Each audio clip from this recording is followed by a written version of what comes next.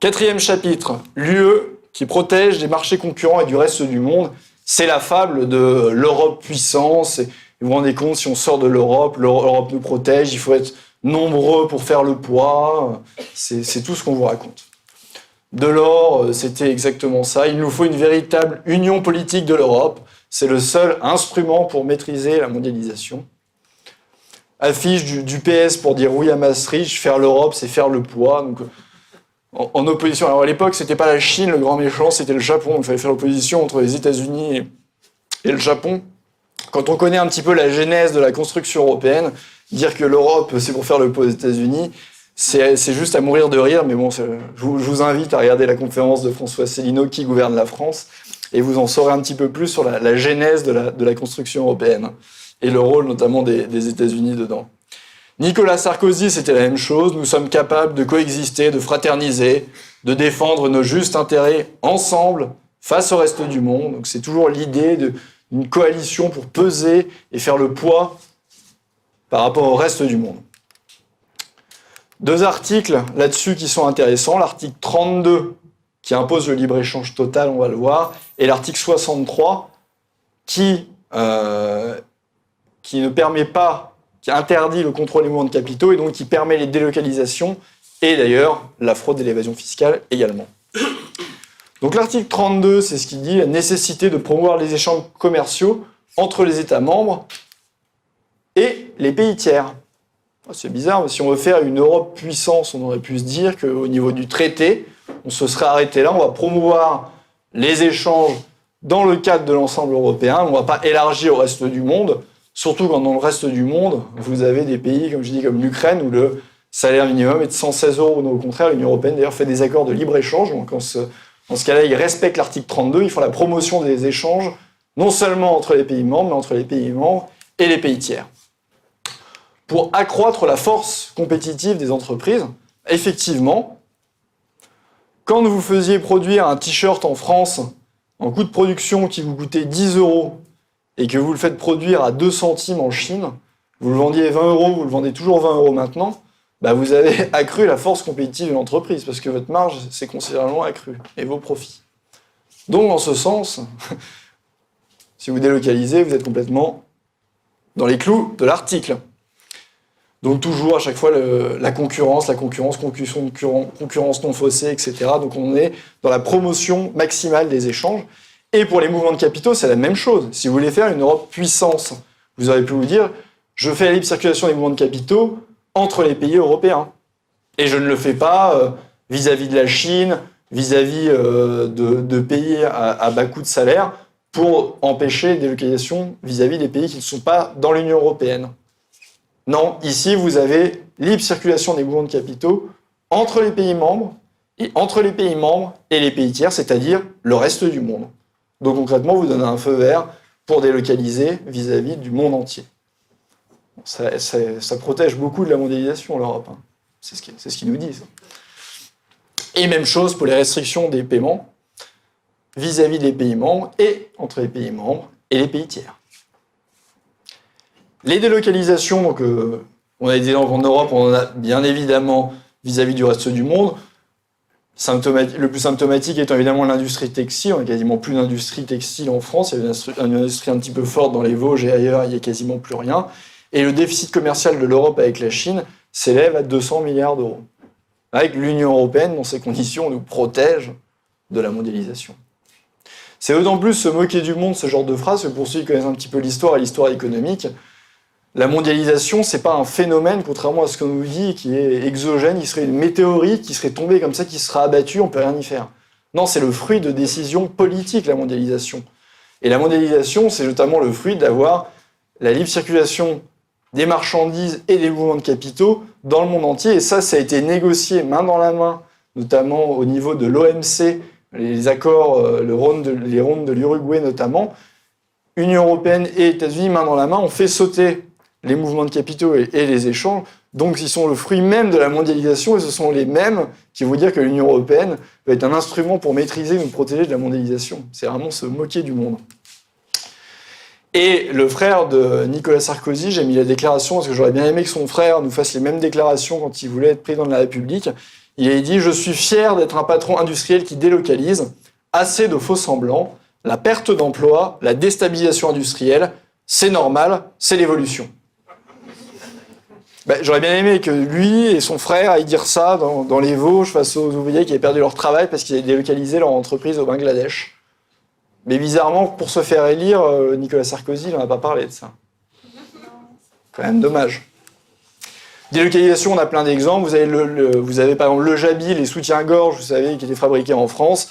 C'est parti en Tunisie. Vous avez très récemment les stylos Bic qui étaient produits à Vannes, en Bretagne. Le fameux stylo Bic 4 couleurs délocalisé en Tunisie.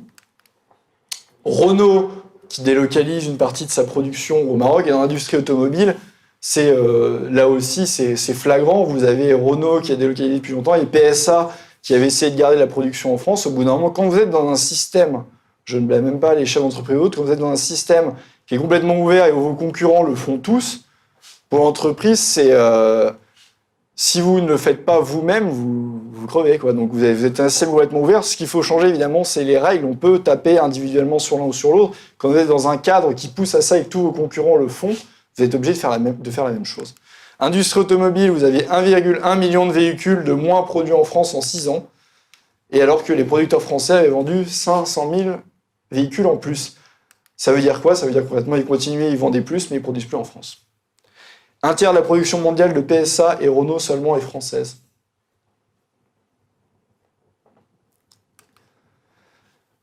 La destruction de l'industrie française, alors là, c'est pour les cardiaques, je vous invite à vous accrocher à votre chaise, parce que ce graphique va vous faire mal. Graphique de densité industrielle, donc c'est le pourcentage, en gros, de la population active qui travaille dans un secteur. Donc vous voyez que plus c'est foncé et plus vous avez une densité de production industrielle. Vous voyez notamment la Nièvre, dont je suis issu, et pas mal de ce qu'on appelle la France périphérique, qui étaient des zones très industrialisées. Et l'industrie, c'est fondamental. Pourquoi? Parce que pour chaque emploi industriel, vous avez grosso modo 2 à 3 emplois de services qui sont liés. Les services, à part quelques services financiers assurantiels, ne s'exportent pas. C'est pas ce qui fait la richesse d'une nation. Ce qui fait la richesse d'une nation, c'est l'industrie et c'est l'agriculture. Et dans toute cette France périphérique, notamment la France des Gilets jaunes, vous aviez souvent 1 ou 2 usines industrielles qui faisaient vivre quasiment tout le département, toute la région.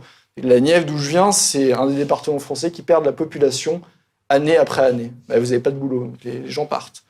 De mes amis de jeunesse, j'en connais 1 ou 2 qui sont dans la Nièvre, tous les autres ont dû partir. Vous ne vous rendez pas compte le drame que c'est pour toutes ces régions-là, et c'est typiquement la France des Gilets jaunes. Ça, c'est en 2008. C'est une euthanasie industrielle. Et c'est dramatique en termes d'emploi, c'est dramatique d'un point de vue de richesse de la France. C'est un pays qui n'a pas d'industrie. Grosso modo, vous vous transformez, vous faites un petit peu de service. La France est un pays, c'est le premier pays touristique du monde, et on finit par se transformer en musée à ciel ouvert si on ne réindustrialise pas la France. Et vous ne pourrez pas réindustrialiser la France dans le cadre de l'Union européenne qui favorise les délocalisations et dans lequel il est impossible de faire quelque protectionnisme que ce soit.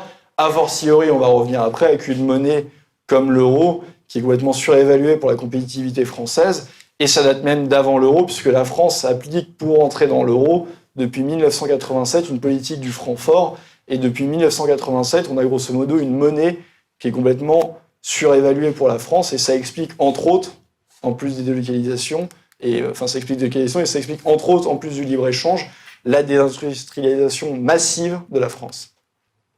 Et on voit même maintenant dans les services des délocalisations qui commencent à arriver. Je vous ai parlé du service comptable de Castorama qui est en Pologne, mais vous allez dans des banques, Société Générale, BNP Paribas, en Inde, en Roumanie, au Portugal, etc. Vous avez, pour ce qui est des services, vous connaissez certainement tout ce qui est les call centers, les centres d'appel de services après-vente. On a la plupart qui sont délocalisés, qui ne sont pas faits en France parce que ça coûte beaucoup plus cher. Donc on est dans des pays francophones où la main-d'œuvre est moins chère et on délocalise tout ça. Le contrôle des mouvements de capitaux, c'est dans les deux sens. C'est dans le sens sortant. On l'a vu pour les délocalisations. Dans le sens sortant, pourquoi il y a des délocalisations? En gros, en France, c'est depuis le traité de Maastricht. C'était même avant, depuis l'acte unique de 86, où vous avez la libre circulation des mouvements de capitaux, où ça a été gravé dans le marbre. Donc quand vous avez la libre circulation des mouvements de capitaux, ça veut dire quoi? Avant la libre circulation des mouvements de capitaux, vous aviez une entreprise, pour délocaliser, elle doit amener de l'argent à l'étranger. Ça coûte de l'argent de faire une usine. Et comme vous aviez des seuils de tolérance, en gros, quand vous deviez déplacer beaucoup d'argent, en contrôle des mouvements de capitaux, vous deviez avoir l'autorisation du ministère des Finances à Bercy, qui devait dire oui. Donc vous deviez arriver avec votre petite mallette à Bercy, présenter le projet, et le gouvernement pouvait dire oui ou non. C'est très simple. Quand vous alliez pour faire une usine, pour fermer l'usine en France et pour produire à l'étranger et réimporter en France, le gouvernement pouvait dire non. Et ça ne veut pas dire qu'il disait non tout le temps. Quand une entreprise allait faire une usine, par exemple Peugeot en Iran pour le marché iranien, le gouvernement disait oui, c'était pas du tout pour réimporter les voitures en France. Donc c'est comme une barrière ou une porte chez vous, contre le mouvement de capitaux, vous pouvez l'ouvrir ou la fermer. Ça veut dire que vous la fermez tout le temps, mais c'est-à-dire que vous pouvez décider si vous l'ouvrez ou si vous la fermez. Maintenant, on ne peut plus décider si on l'ouvre ou si on la ferme. Et c'est dans les deux sens, parce que c'est la même chose pour quelqu'un, les capitaux entrants, quelqu'un qui veut aller en France, donc racheter du patrimoine français, qui va acheter un appartement qui est cher ou qui va racheter une usine.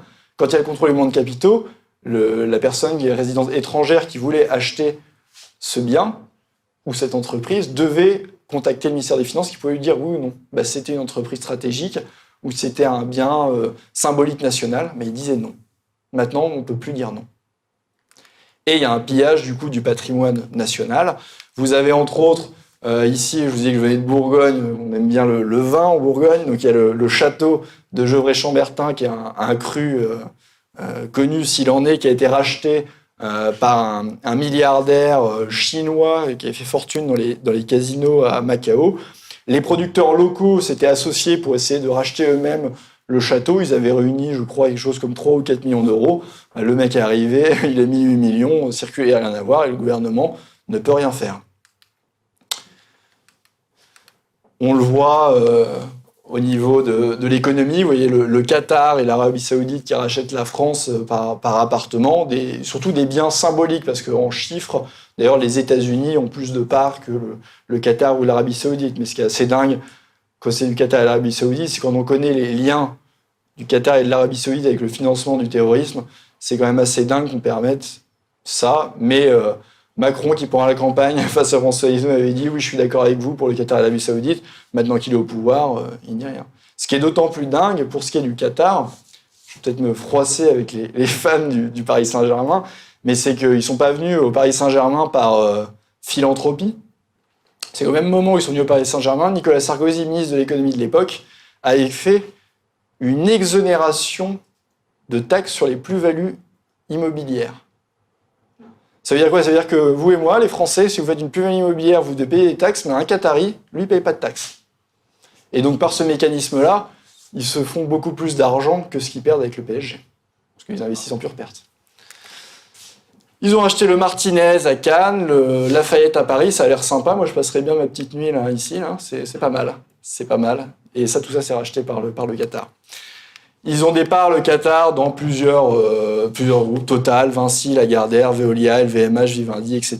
Donc, ils ont des parts pour 10 milliards dans les groupes français. Après, évidemment, ils ne sont pas majoritaires, mais si demain, le Qatar devenait majoritaire, l'État français, dans le cadre de l'Union européenne, n'aurait pas son mot à dire. Et on le sait très bien, parce qu'on avait vu plein de cas. Vous vous rappelez à l'époque Villepin, avec ArcelorMittal, qui avait voulu arrêter ça. Il n'a rien pu faire, le rachat par Mittal, l'Indien, parce que la Commission européenne a dit non, c'est contraire aux règles. Vous ne pouvez pas faire ça. Et le Paris Saint-Germain. Désolé pour les fans.